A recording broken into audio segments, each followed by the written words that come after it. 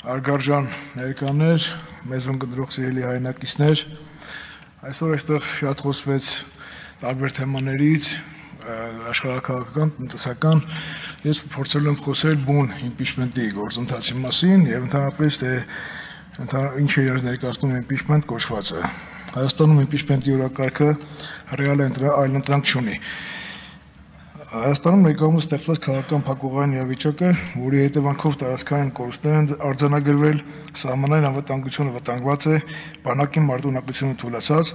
իսկ պետական ինստիտուտների հեղինակությունը նվազած, լրջորեն առաջանում է քաղաքական պատասխանատվության հարց։ Փաշինյանի իշխանության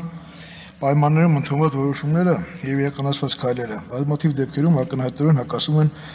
պետականության պահպանման եւ ազգային անվտանգության հիմնական սկզբունքներին։ Հենց նրանով պայմանավորված ներկայիս ներքաղաքական զարգացումների առանցքը մնում է անվստահության գործընթացի նախաձեռնությունը։ Ավելին, քաղաքական դիսկուրսում այս փաստի հետ պետք է առերեսվենք բոլորս եւ ընդունենք, որ միակ լուրջ օրակարգը, որը ունենք գետնի վրա, դա իմպիչմենտն է։ Այդ հանգամանքը արդեն իսկ ձևավորվել է քաղաքական այնպիսի միջավայր, որի պարագայում հնարավոր է, որ գործընթացը դառնա միակ իրատեսական եւ գործնական ճանապարհը սահմանադրական ուղով իշխանապողություն հասնելու համար։ Սա պրոցեդուրալ գործընթաց է,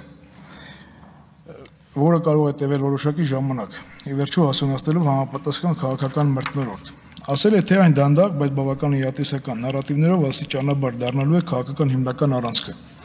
Պատմական օրինակները ցույց են տալիս, որ իմպիչմենտը կիրառվում է այն դեպքում, երբ պետության ղեկավարի գործողությունները հակասում են սահմանադրությանը կամ ազգային շահերին։ 1974 թվականին ԱՄՆ նախագահ Ռիչարդ Նիքսոնը հրաժարական տվեց ի պատասխան Watergate-ի սկանդալի պատճառով սկսված իմպիչմենտի գործընթացին։ Նիքսոնի դեպքում խոսքը գնում էր իշխանության չարաշահման եւ հետաքննության խոչընդոտման փաստի մասին։ 2016 թվականին Բրազիլիայում Դիլմա Ռուսեֆը պաշտոնից հեռացվեց ֆինանսական մանիպուլյացիաների մեղադրանքով, որոնք ազդել են պետբյուջեի հաշվետվականության վրա։ 2017-ին Հարավային Կորեայում նախագահ Պակ Կուն-հեն հեռացվեց կոռուպցիայի սկանդալների ֆոնին սահմանադրական դատարանի որոշմամբ։ Կուսի ասածս որոշակի սյուռ չի, բայց փաշինյանական իշխանության արձագանքների ձևը ակնհայտ է որոշակի լարվածություն։ Նրանք կամ փորձում են զուտ մատերի արանքով նայել պրոցեսին, կամ սկզբունքորեն լռում են թեման ուղղակի շրջանցելով։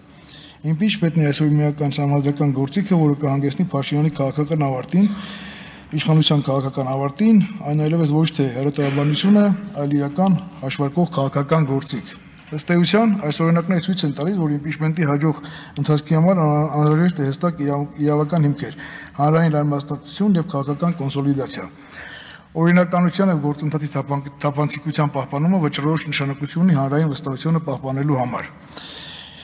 Իմպիչմենտը տվյալ դեպքում դիտարկվում է որպես սահմանադրական մեխանիզմ ուղղված քաղաքական պատասխանատվության սահմանը եւ պետության շահերի պաշտպանությանը։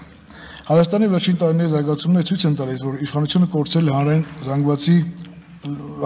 լայն հատվածի վստահությունը, իսկ հանրային դժգոհությունը վերածվել է համակարգային ճգնաժամի։ Այսպիսի պայմաններում քաղաքական համակարգի ներսում ձևավորվում է պահանջ իշխանության ղեկին գտնվող անձի լիազորությունները վերանայելու եւ նրան օրինական ճանապարհով հեռացնելու համար։ Այստեղ իմպիչմենտը դիտվում է ոչ թե որպես պատժիչ քայլ, այլ որպես համակարգային ճգնաժամից դուրս գալու սահմանադրական ելք։ Ինչու են իմպիչմենտ։ Սա եզակի իրավական գործիքն է, ինստիտուցիոնալ ճանապարհը, որը միաժամանակ փողոցային պայքարով զուգորդված ապահովում է իշխանափոխություն։ Հայաստանի պայմաններում, որտեղ պետական ինստիտուտներն այսօր գործածում են մեկ մարդու ու խմբի շահերին ծառայեցնելու համար, հենց համադրական գործիքի կիրառումն է ստեղծում օրինականության մթնոլորտ եւ հնարավորություն տալիս անցում կատարել առանց ցնցումների։ Իդեպ, անվստահության գործընթացն արդյունավետ է այն ժամանակ, երբ ունի քաղաքական լայն աջակցություն, այլ կերպ ասած իմպիչմենտի շուրջ ձևավորող հանրային քաղաքական կոնսենսուս ուղղակի ճշի իշխանությանը եւ կստիպի նրան հեռանալ նույնիսկ նրանց ամբողջական իրավական ընթացակարգի մինչեւ ավարտը։ Այստեղ պետք է հաշվի առնել երկու գործոն՝ իրավական եւ քաղաքական։ Իրավական տեսանկյունից գործընթացը բաց է, բայց պահանջում է բարձր կազմակերպվածություն եւ անխոցելի փաստարկներ։ Քաղաքական տեսանկյունից դրա իրագործելիությունը կախված է ընդդիմության կարողությունից ձևավորել լայն ճակատ եւ հասարակության ճնշումը վերածել կոնկրետ գործողությունների։ Ուստի կարելի է ասել, որ իրատեսականությունը որոշվում է ոչ թե օրենսգրքով, այլ քաղաքական կամքով։ Այսպիսով, իմպիչմենտի հարցը Հայաստանում արդեն վերածվել է ոչ թե միայն իրավական քննարկման, այլ այն քաղաքական գործընթացի։ Այն անխուսափելի է, այնքանով, որքանով անխուսափելի է հասարակության պահանջը փոխել այն իշխանությունը, որը կորցրել է իր լեգիտիմությունը։ Իսկ թե երբ եւ ինչպես կզավորի գործի այս մեխանիզմը կախված է քաղաքական ուժերի համախմբումից եւ հանրային ճնշման աստիճանից։ Ամփոփելով նշեմ, որ իմպիչմենտը զուտ քաղաքական քվեարկություն չէ, այլ իրավական գործընթաց, որտեղ պարտադիր է ոչ միայն քաղաքական կամքը, այլ իրավական հիմնավորումները, իսկ այսօր Հայաստանում դրա իրավակիրառ բոլոր հիմքերը բոլորիս աչքի առաջ են։ Շնորհակալություն։